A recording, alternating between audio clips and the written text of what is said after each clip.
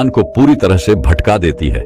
इसलिए ज्यादा सोचना कैसे बंद करें और अपने दिमाग और मन को स्थिर कैसे करें, इस विषय पर आज की यह कहानी अंत तक ध्यान से सुनना, तभी आपको इसका हल मिल पाएगा। तो चाहता है, क्या हमें जरूरत से ज्यादा नहीं सोचना चाहिए?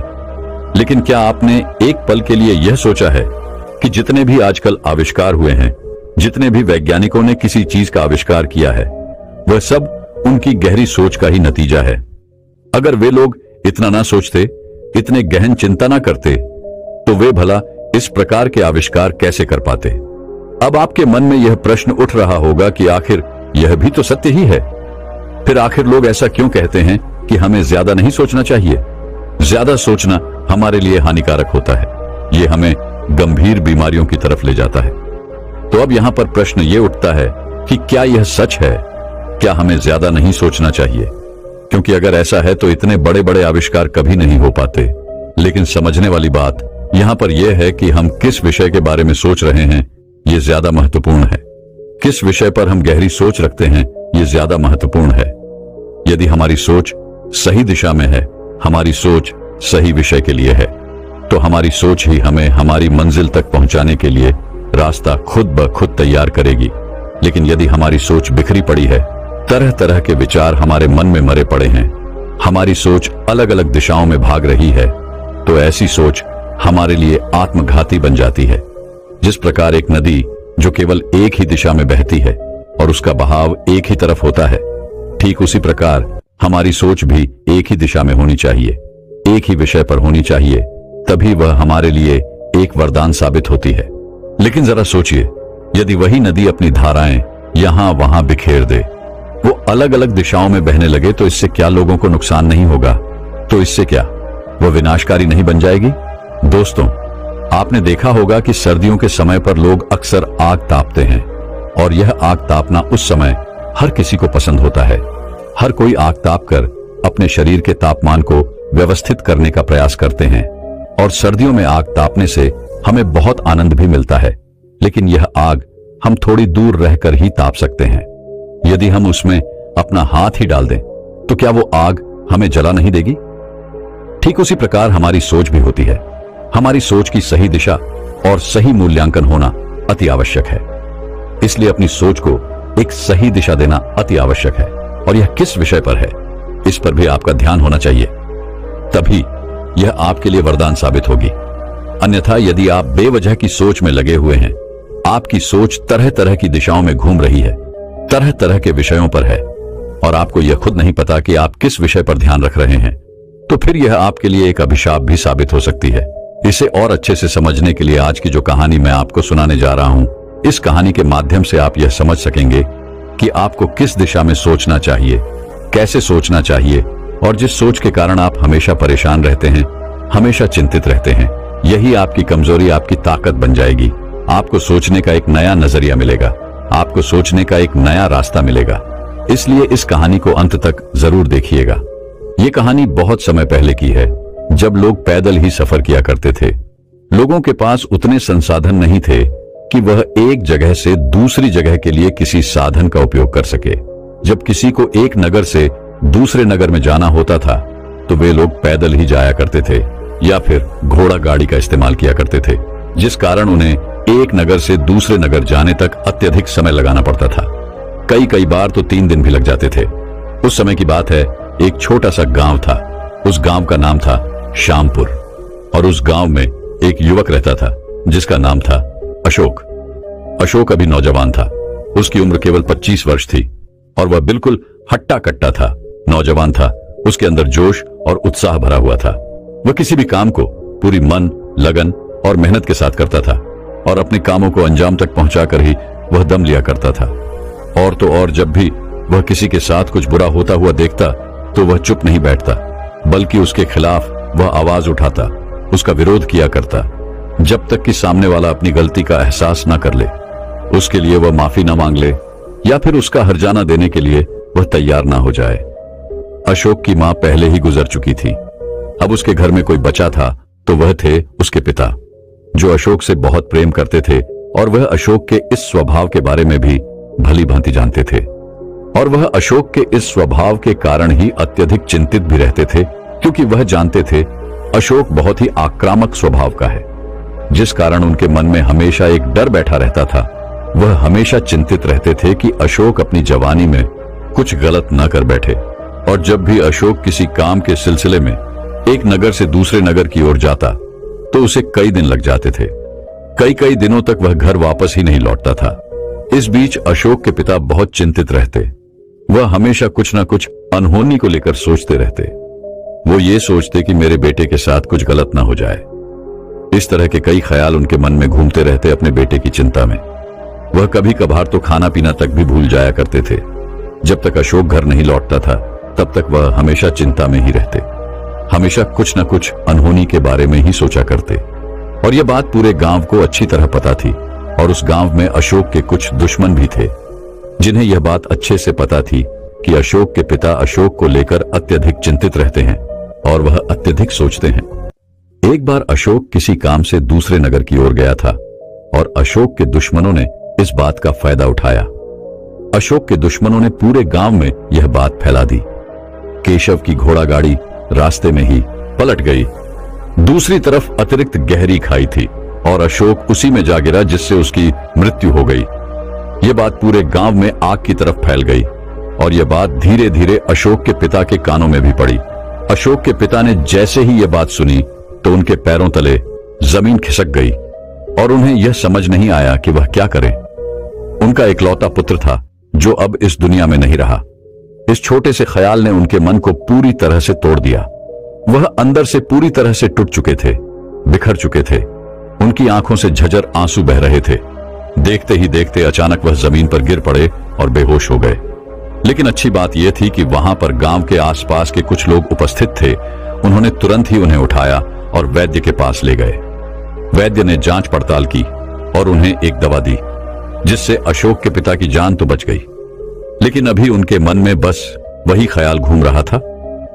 अब भी उनका दिल बैठा जा रहा था। वह यह समझ नहीं पा रहे थे कि वह किस तरह से यह पता करें कि उनका बेटा कहां है और उसे क्या हुआ है। ऐसा कोई साधन भी नहीं था जिसे वह अपने बेटे की खबर ले सके। जिस कारण वह तिल तिल मरे जा रहे थे, उनका मन बैठा जा रहा था। वह अपने बेटे को देखना चाहते थे, जिस कारण उनकी हालत दिन ब दिन खराब होती जा रही थी। कुछ दिनों बाद अशोक अपना काम खत्म करके घर वापस लौटा और जब वह घर वापस आया तो उसे पता चला कि उसके पीछे गांव में क्या हुआ है। जैसे ही उसे यह पता चला, वह अत्यधिक क्रोधित हो उठा।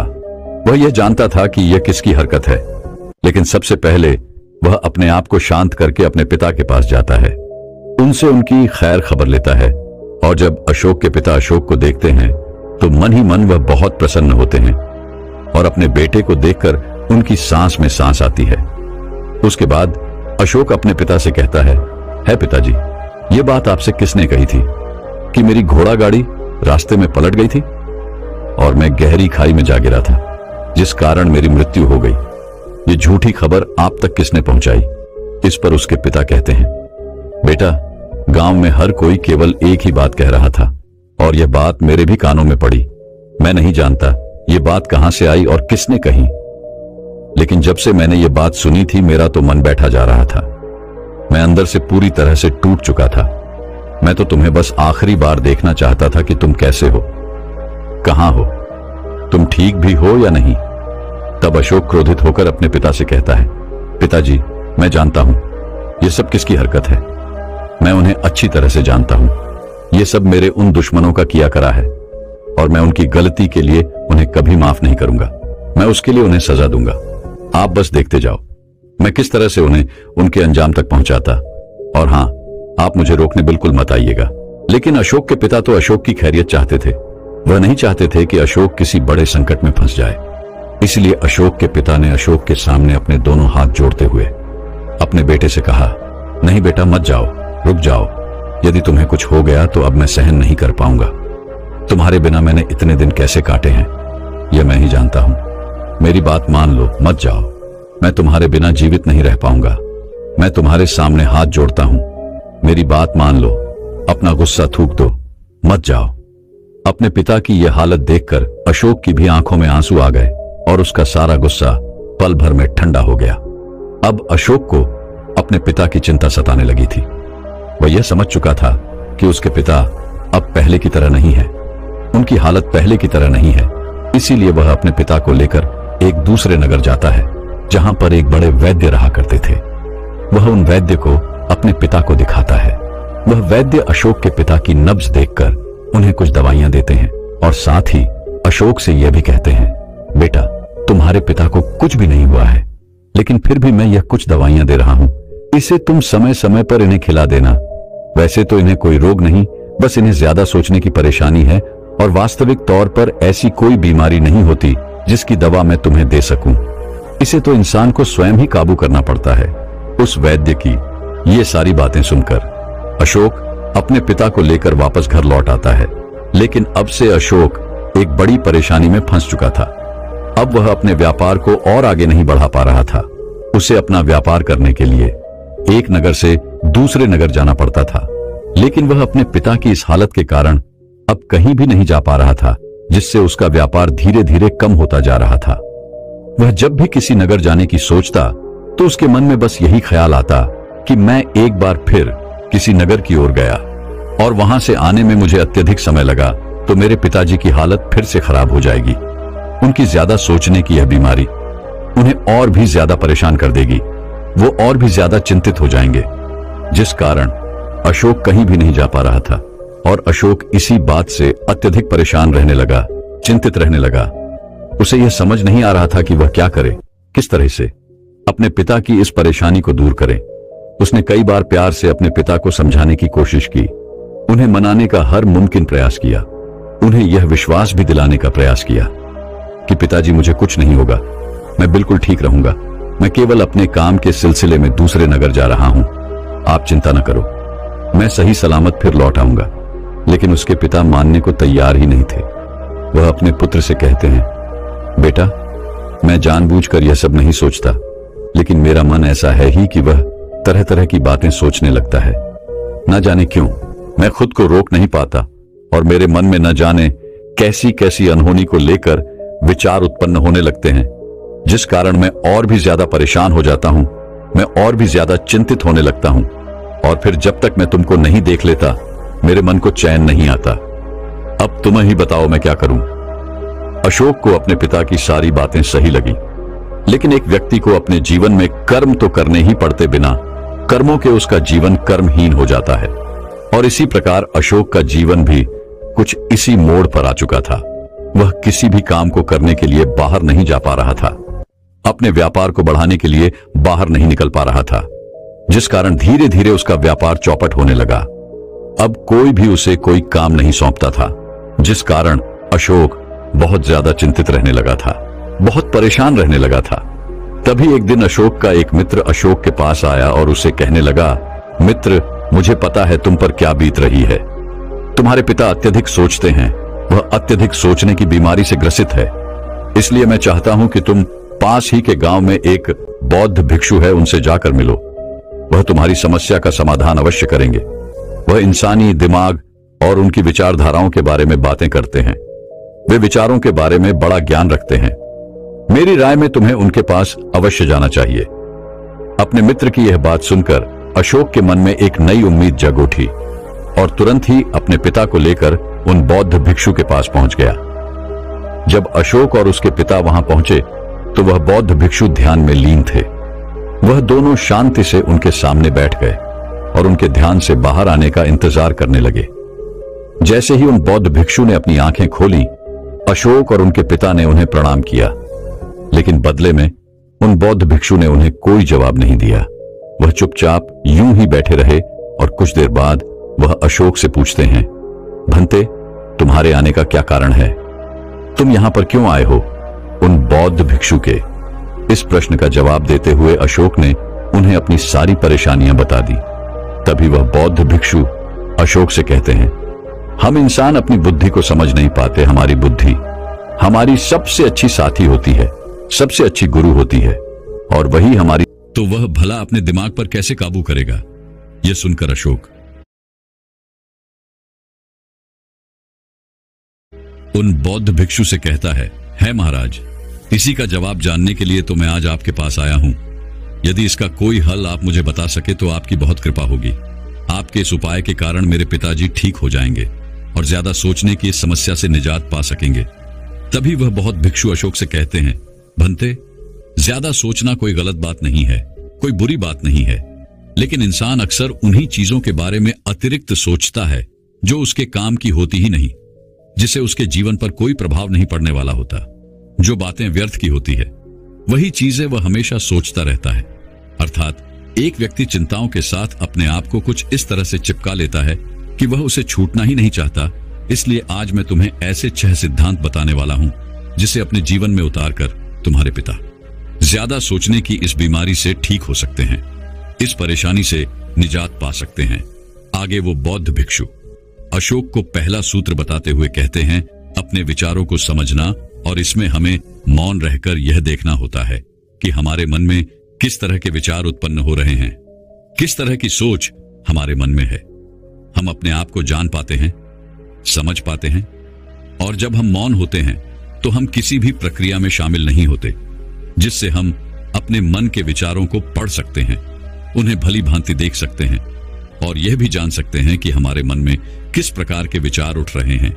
और ऐसा करने से धीरे धीरे हमें यह समझ में आने लगता है कि हमारा मन किस प्रकार का है, वह किस प्रकार की सोच रखता है, और तब हम ये भी समझाते हैं कि हमारे विचार किससे संबंधित है।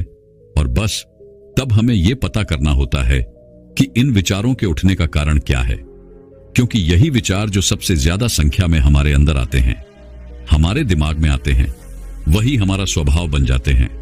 हमारा स्वभाव इसी प्रकार का होता चला जाता है। इसलिए हमें मौन रहकर अपने विचारों पर ध्यान देना चाहिए, इन्हें समझना चाहिए, इन्हें परखना चाहिए और यह पता करना चाहिए कि यह विचार क्यों उत्पन्न हो रहे हैं।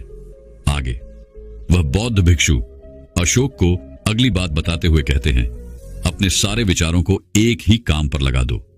वह बौद्ध भिक्षु कहते हैं कि जब भी तुम्हारे मन में ऐसे कोई विचार उत्पन्न हो रहे हों, तब ऐसे वक्त पर तुम किसी ऐसे काम में जुड़ जाओ जिस काम को करना तुम्हें पसंद हो। उस काम में पूरी तरह से शामिल हो जाओ, उस काम को पूरे ध्यान से करने लगो। लेकिन ऐसा करते वक्त तुम्हारा मन, तुम्हारे विचार तुम्हें भटकाने का प्रयास जरूर करेंगे, लेकिन तुम्हें हिम्मत नहीं हारनी है। तुम्हें बार बार अपने मन को पकड़ना होगा, उसे बार बार एक जगह पर केंद्रित करना होगा। और ऐसा मत समझना कि ऐसा केवल एक ही बार में हो जाएगा।